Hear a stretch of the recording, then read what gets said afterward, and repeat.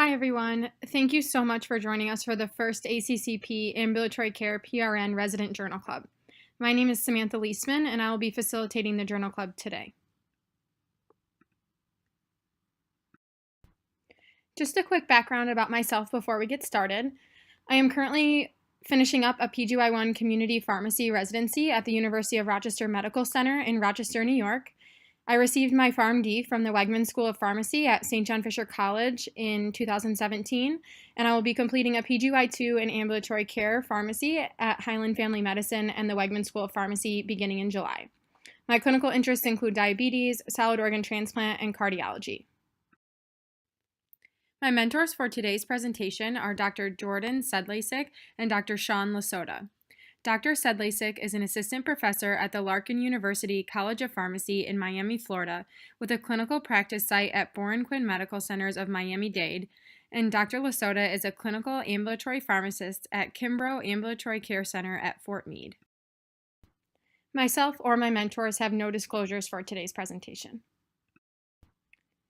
The article we will be reviewing today is entitled Semaglutide and Cardiovascular Outcomes in Patients with Type 2 Diabetes. I will be referring to this as the SUSTAIN-6 trial for the remainder of today's presentation. Before we begin discussing the trial, I want to introduce our patient case that I will be referring to throughout today's presentation. Patient AZ is a 63-year-old Caucasian male with a past medical history significant for hypertension, hyperlipidemia, type 2 diabetes, GERD, an NSTEMI in November 2012, and heart failure with reduced ejection fraction, as well as recurrent UTIs. His current vitals, medications, and labs are shown here, and we will be using this case to apply concepts from the SUSTAIN-6 trial as we go along today.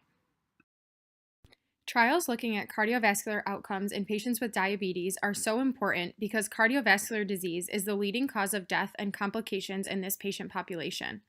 Adults with type 2 diabetes are 2 to 4 times more likely to die from heart disease than a patient without diabetes, and the American Heart Association considers diabetes to be one of the 7 major controllable risk factors for cardiovascular disease. In light of concerns regarding cardiovascular safety of new glucose-lowering drugs being developed, the FDA began mandating that new diabetes medications demonstrate cardiovascular safety through outcomes trials. Additionally, the recommendation was made that these trials should focus on high-risk populations, such as those with vascular disease, renal impairment, established cardiovascular disease, or those at an advanced age, and should include long-term data. The term MACE is often used and stands for Major Adverse Cardiac Events. There is no standard definition for MACE, but it is typically a composite endpoint that represents safety and efficacy outcomes such as death from cardiovascular causes, non-fatal MI or stroke, and heart failure-associated hospitalizations. It is recommended by the FDA that all MACE events measured in such trials should be adjudicated by an independent committee. Because today's article focuses on semaglutide, a GLP-1 receptor agonist, I wanted to briefly review the mechanism of action behind this drug class.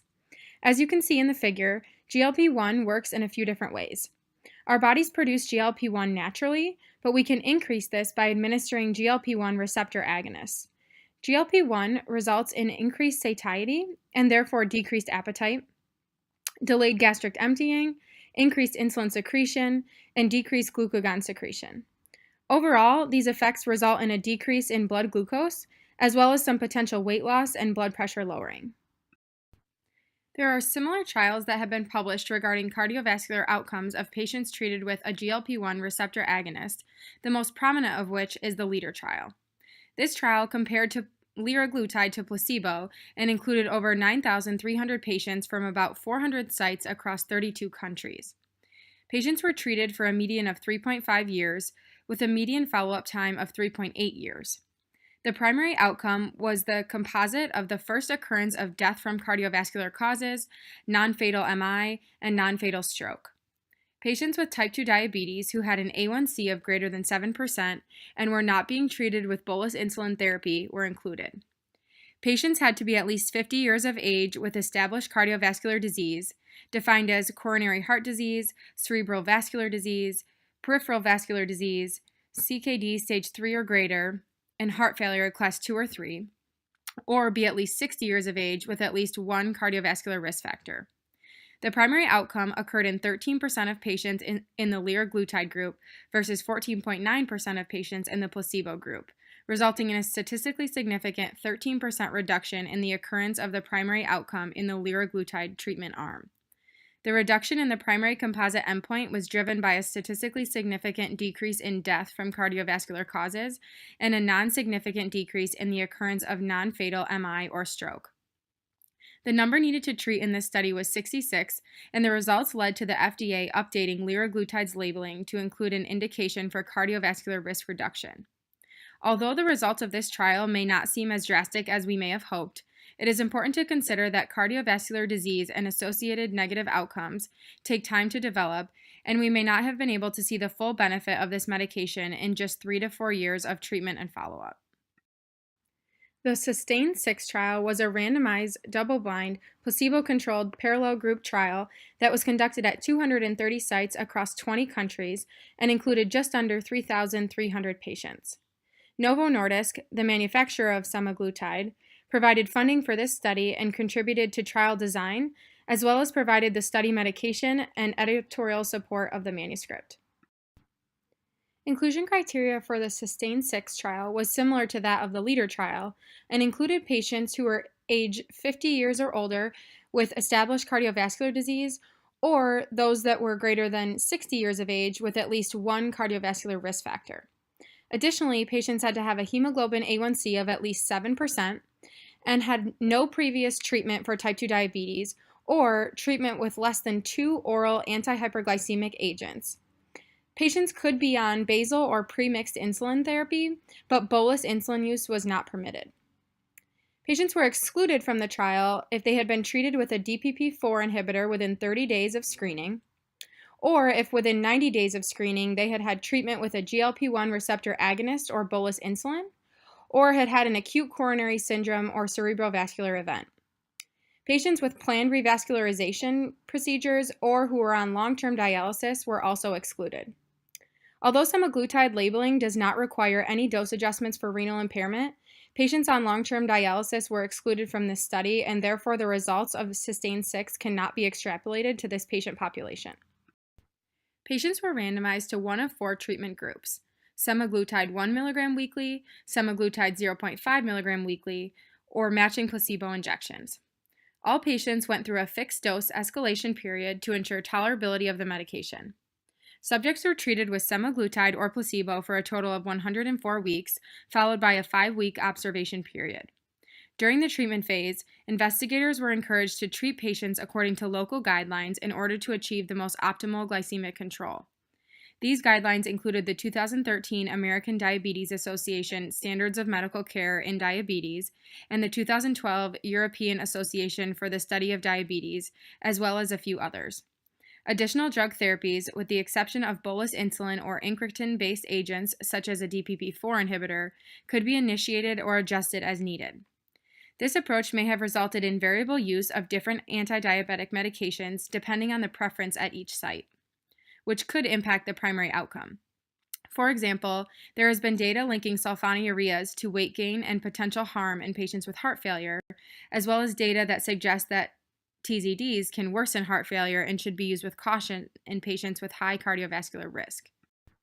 The sample size for this trial was calculated based on an assumed annual primary event rate of 1.98% in each group, a dropout rate of less than 10%, a mean in-trial observation time of 2.1 years, and a true hazard ratio of 1.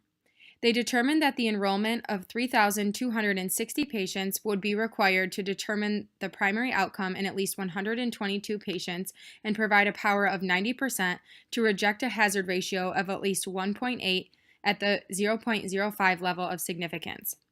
The primary hypothesis was for non-inferiority for the primary outcome, and testing for superiority for the primary outcome was not pre-specified or adjusted for multiplicity. This figure represents the disposition of patients throughout the SUSTAIN-6 trial. 4,346 patients were screened, and just under 3,300 patients were randomized. All but 6 patients in the semaglutide group and 5 patients in the placebo group received at least one dose of their assigned treatment, and approximately 98% of patients in both groups completed the trial. Of patients that did not complete the trial, most were due to loss of follow-up. The majority of non-completers, 1% in the semaglutide group and 1.8% in the placebo group, were still alive, and a very small percentage had died. 0.4% of patients in each group had unknown vital status after dropping out of the trial. The primary outcome of the SUSTAIN-6 trial was a composite endpoint of death from cardiovascular causes, non-fatal MI, or non-fatal stroke. Secondary outcomes included an expanded composite outcome which encompassed revascularization and hospitalization for unstable angina or heart failure, as well as an additional composite outcome that looked at all-cause mortality. Individual components of the composite outcomes were assessed in addition to retinopathy complications and new or worsening nephropathy. Continuous efficacy outcomes, such as reductions in hemoglobin A1C and body weight, as well as safety endpoints that included rates of adverse drug reactions and symptomatic hypoglycemia, were also assessed. Baseline demographics were similar across all 4 groups, although no statistics were provided. The majority of patients were males with an average age of 65 years. Patients in SUSTAIN-6 had a long-standing diagnosis of type 2 diabetes, with the average duration being about 14 years. Cardiovascular risk factors of patients included in this trial are highlighted in the red box. Take note of the average blood pressures and LDL levels in these patients, not what you would typically expect to see in patients with long-standing uncontrolled diabetes. Despite having been considered at high cardiovascular risk or having a history of a cardiovascular event, patients included in this trial were relatively healthy at baseline. The most common cardiovascular disease history was hypertension, present in about 93% of patients, and ischemic heart disease, which was present in about 60% of included patients. As mentioned on the previous slide, patients included in this trial were relatively healthy at baseline. This chart represents concomitant therapies that subjects were on during the course of the trial. The red box highlights medication classes that are used to decrease cardiovascular risk and prevent future cardiovascular events. As you can see, almost all patients were on some sort of antihypertensive throughout the trial, which we would expect considering over 90% of patients had a diagnosis of hypertension at the time of randomization. Additionally, about 3/4 of patients included were on statins and antithrombotic medications, which both have been shown to decrease risk of stroke. Just under 60% of patients were on insulin therapy, and over 70% of patients were on concomitant metformin. Around 42% of patients in each group were on a sulfonylurea, which is important to consider in addition to insulin when looking at the safety endpoints such as rates of hypoglycemia.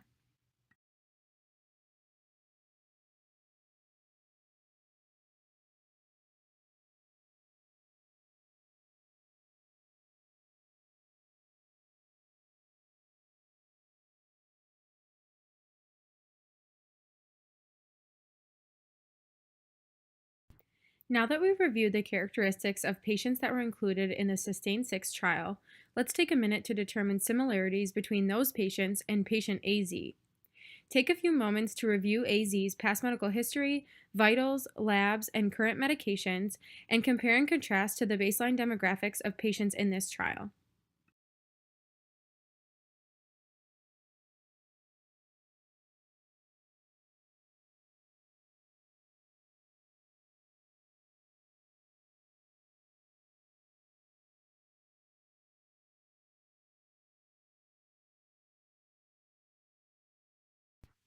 Similarities between AZ and the patients included in SUSTAIN-6 are highlighted here in red. AZ has many of the same cardiovascular comorbidities as patients included in this trial and has a similar blood pressure and weight as well. As far as medications are concerned, AZ is on antihypertensives, aspirin, a statin, and metformin, all of which were commonly used in trial subjects. AZ's LDL cholesterol is much higher than patients that were included in SUSTAIN-6, which further increases his risk for a cardiovascular event. Lastly, AZ is currently on Januvia 100 mg daily. As you may remember, patients included in this trial were required to have not been treated with a DPP-4 inhibitor within 30 days of randomization to one of the 4 treatment arms. This is appropriate as GLP-1 receptor agonists should not be used in combination with DPP-4 inhibitors due to their similar mechanisms of action and risk of additive side effects.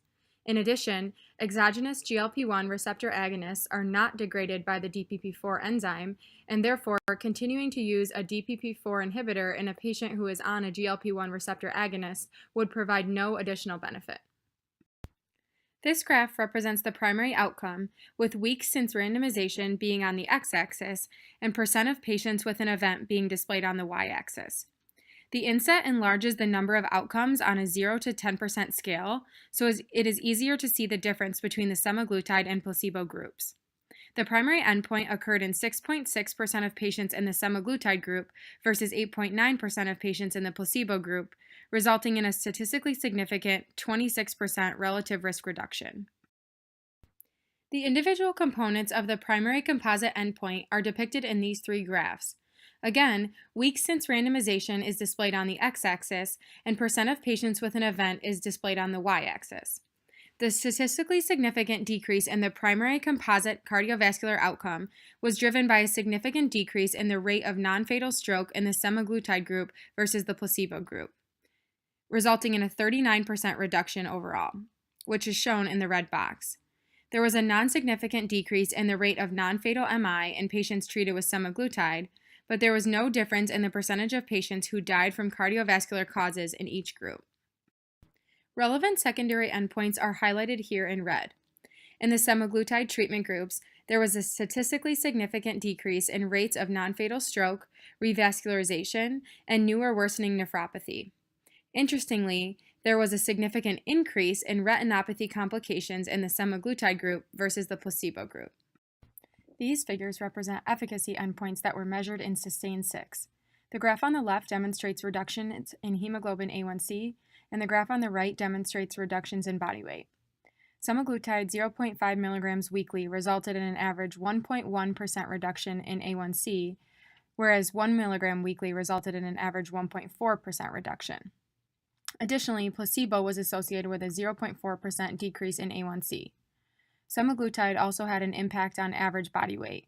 Patients treated with semaglutide 0.5 milligrams lost an average of 3.6 kilograms, or about 8 pounds, and patients treated with semaglutide 1 milligram saw an average of 4.9 kilograms, or 11 pounds, reduction in body weight.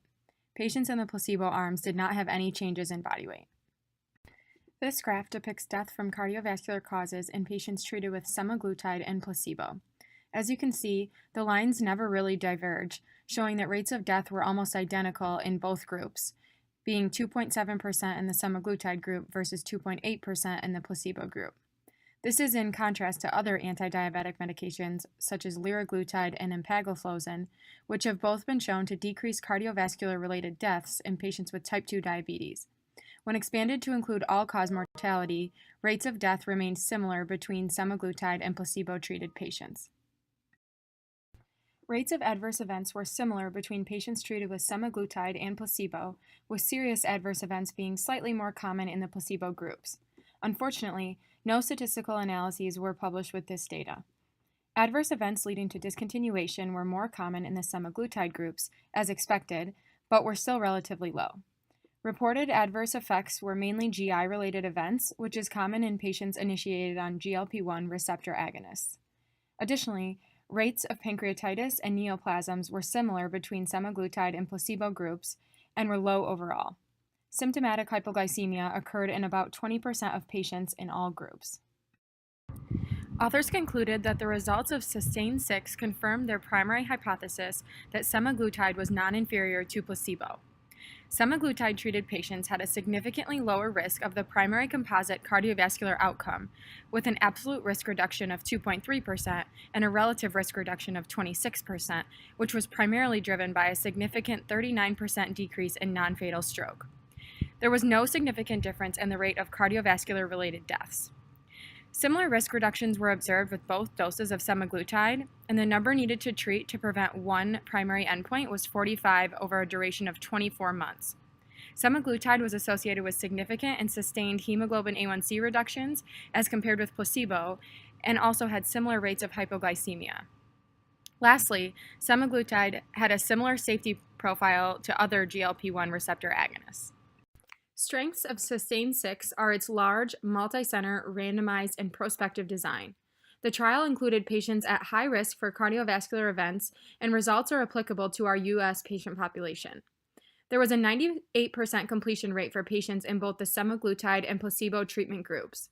Overall, Sustain 6 used a similar study design and measured similar outcomes as other landmark trials that assessed MACE outcomes in patients with type 2 diabetes, making it possible to consider and compare results between all studies when determining treatment decisions for your specific patient. There are several limitations to the Sustain 6 trial, which are important to consider when interpreting these results. There was a shorter follow-up period of about 2.1 years than other similar trials. Since there was minimal benefit seen in this study, the short time period could have led to only a small difference in the composite outcome, as cardiovascular events often take many years to occur. It is possible that a longer treatment and follow-up duration may have further differentiated the results and could have shown additional benefits of semaglutide that were not demonstrated in this trial. Also, results of Sustain 6 may not be generalizable to certain patient populations, such as those with a low overall cardiovascular risk and those who use semaglutide for longer than 2 years duration.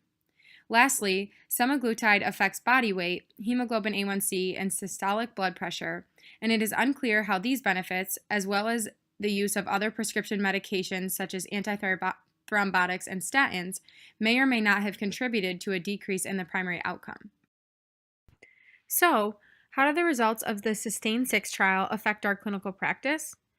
Semaglutide is the second GLP-1 receptor agonist to show a benefit for cardiovascular risk reduction in patients with type 2 diabetes who are at high cardiovascular risk.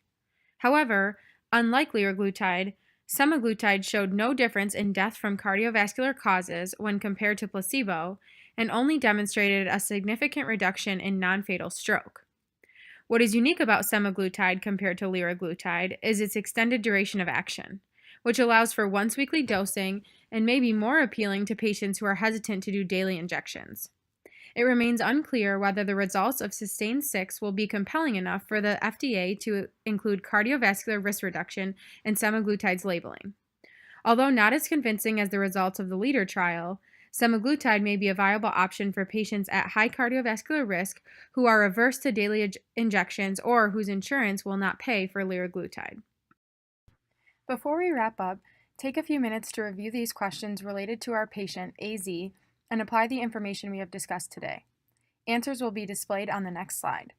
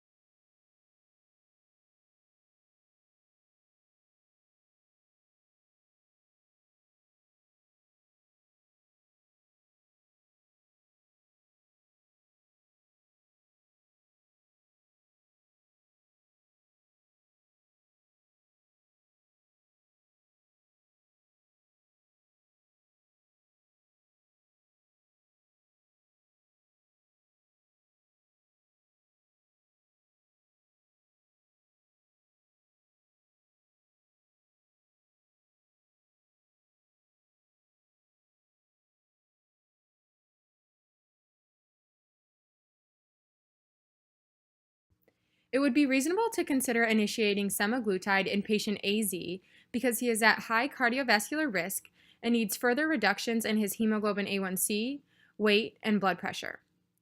The additional nice thing about semaglutide is that it allows for once-weekly dosing as compared to the once-daily dosing with liraglutide. Lastly, our patient is not a candidate for an SGLT2 inhibitor such as empagliflozin due to his history of recurrent UTIs. If initiating semaglutide in this patient, you would need to discontinue his Januvia.